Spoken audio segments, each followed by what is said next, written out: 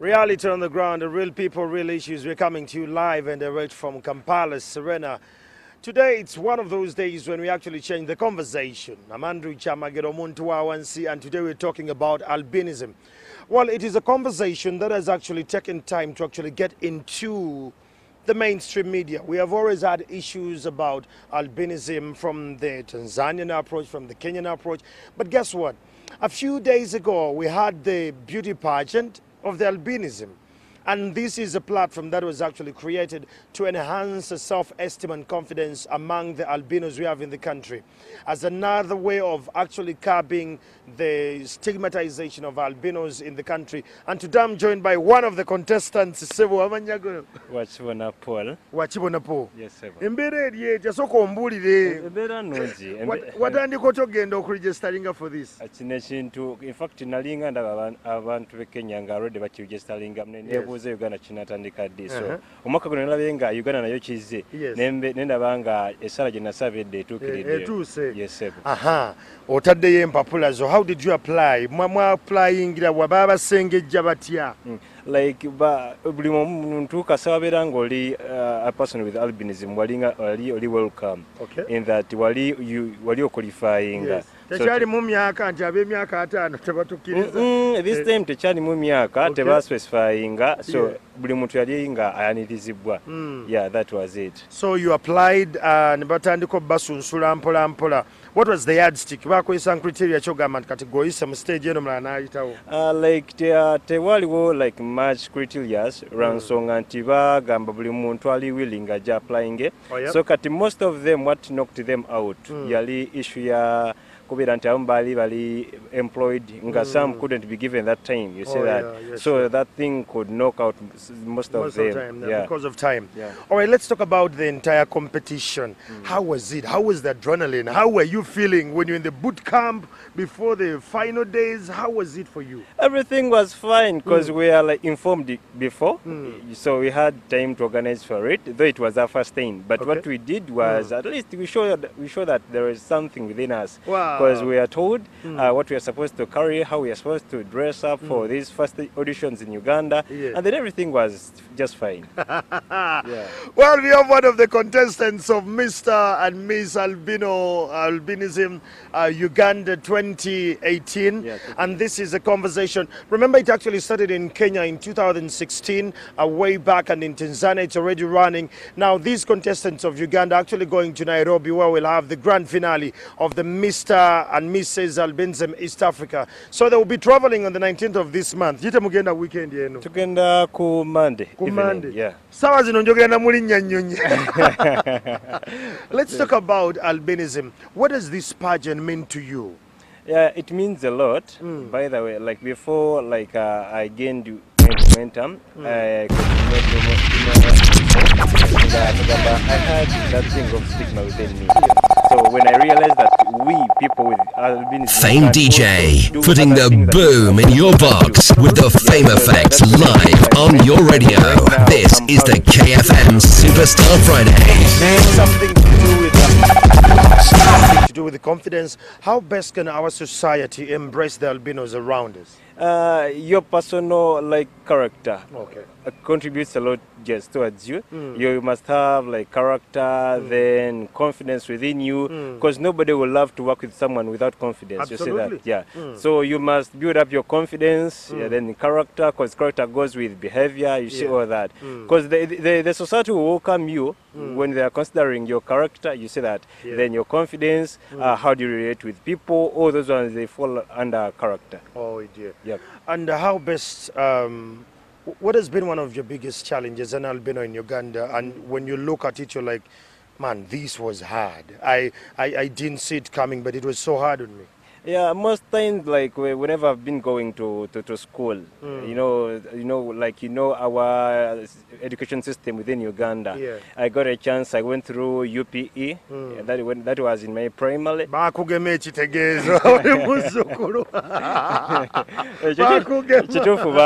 I went through UPE, and then your life was hard in that where to sit. I could sit far away from the blackboards. All those stories. Yeah. It's only when I came to secondary schools and then I went to private schools because I had my 11 in Kajansi, then my 11 in Tinda, that is Rise and Shine.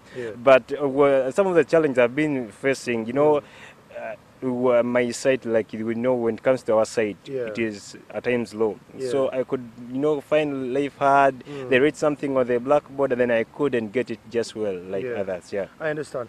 Do you think the government has actually done enough to provide what you need, like for your site, maybe specs, all shades, maybe the sunburn cream? Has the government actually come through according to the Association of Albinos in Uganda? For real, the government has not done enough. Because now, till today, we are seeing just individuals coming up, on behalf of the albinos. For example, let me talk about the recent incident of the Speaker of the Parliament. You see that? She's among those ones. You see that? She's at the center of this. You see that? So the government has not done that enough. So we are calling upon the government to get involved in this, because when you look at our neighboring countries, like Kenya, some of these things are being imported to the country without being taxed. You see that? So we need these things to be put tax-free, and and then they can put them to all the health centers just from level 1. You see that? So that we can access them. You see that? Because my young sisters, my young brothers, who are my fellows, they don't receive these things. You see, and I can't imagine what kind of life they are going through. I hear you. Yeah.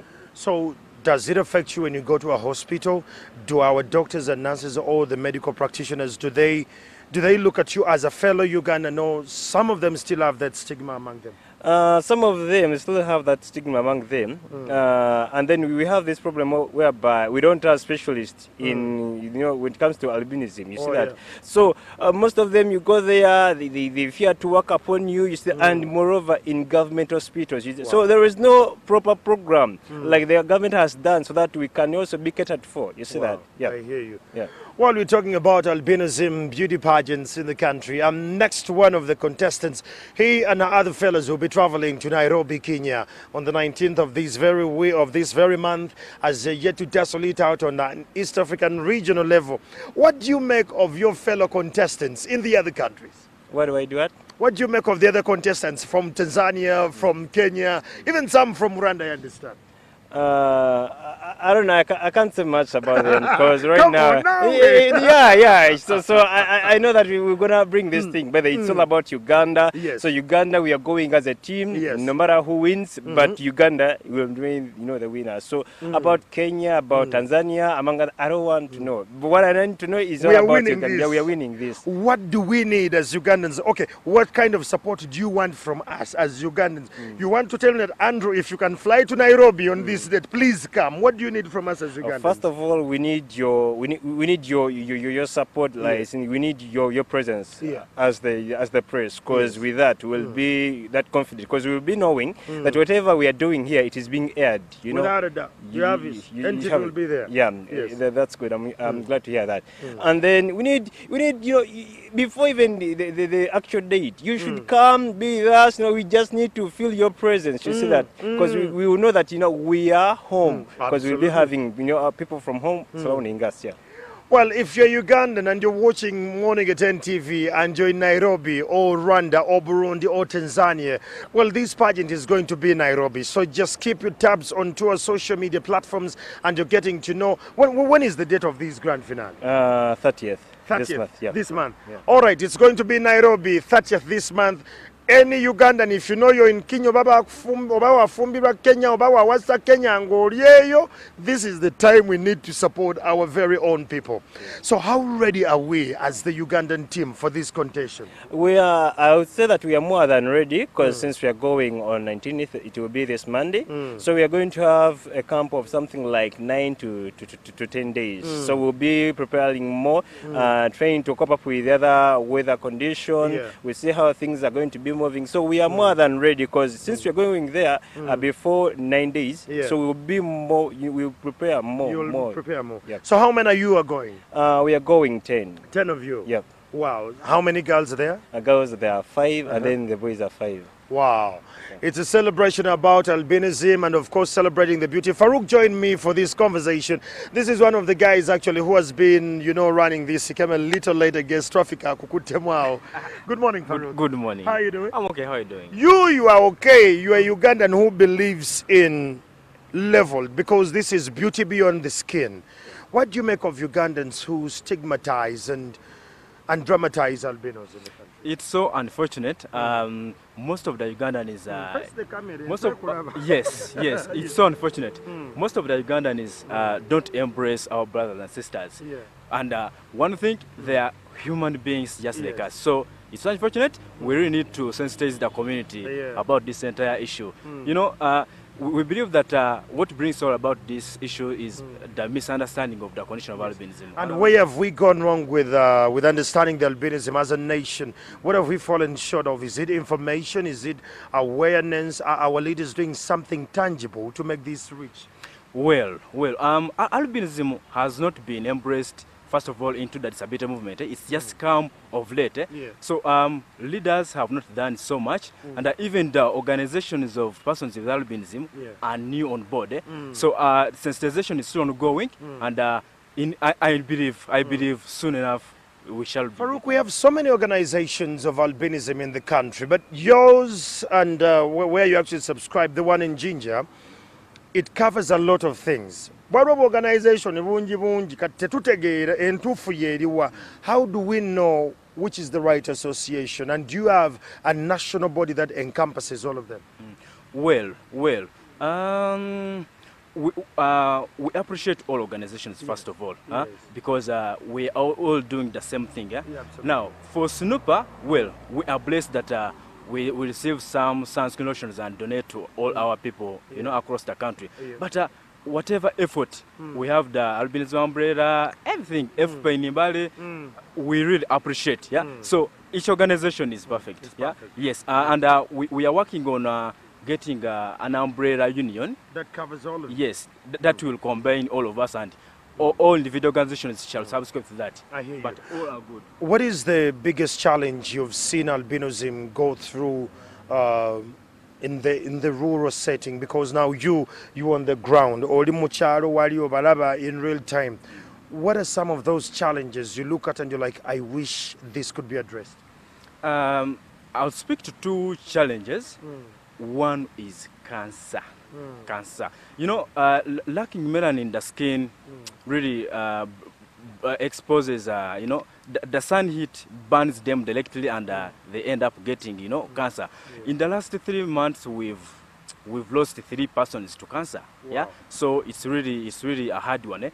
And then discrimination is still ongoing, and we believe when we come up with sensitization campaigns like this, the Mr. and Miss, people who attended the auditions were like, I couldn't believe these people can dance like this, Yes. Yeah, so, sensitization must be, really emphasized, and we call upon each player to come on board. Yeah.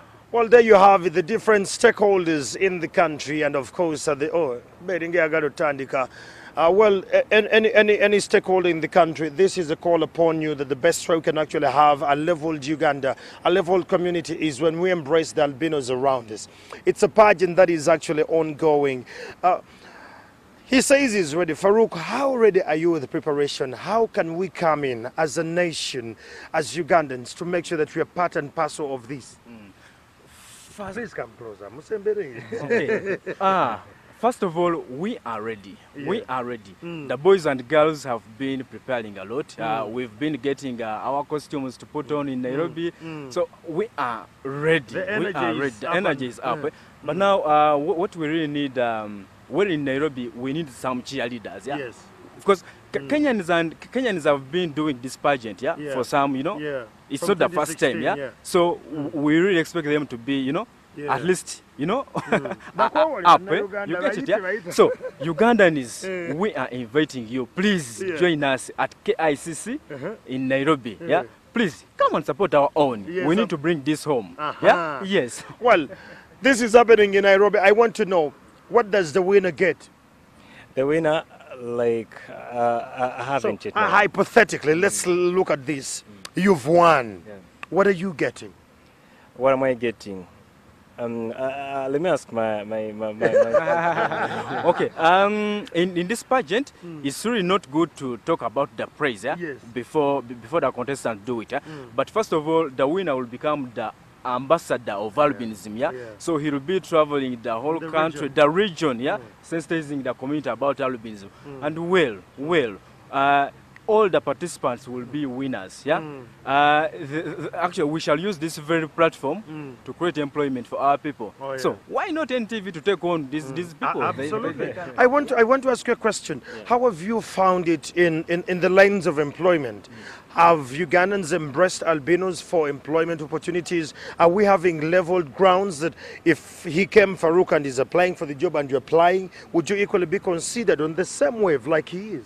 No, not really, because even if you look at the scale and on the level how a person with albinism are being employed, most of them are self-employed. You know, they have the qualifications, they qualify for all the necessary jobs, but they have not been given a chance, at least to do that. You see that? So the level at which these people are being employed, it is seriously low, because most of them are self-employed. You know, most of the health workers, they have got personal clinics, you know, health facilities. Other people are doing their own thing. So when it comes to employment, still, the government had promised us that it will be, you know, like there will be reserved places for at least some people within the company. But this thing, they are just the end in, you know, talking, you know, yeah.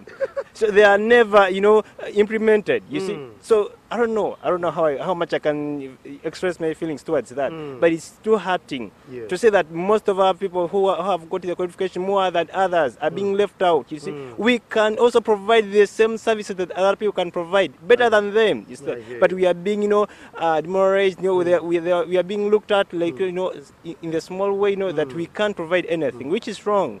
Yeah. Well, I hear you. We shouldn't sideline or in any way just have lip service.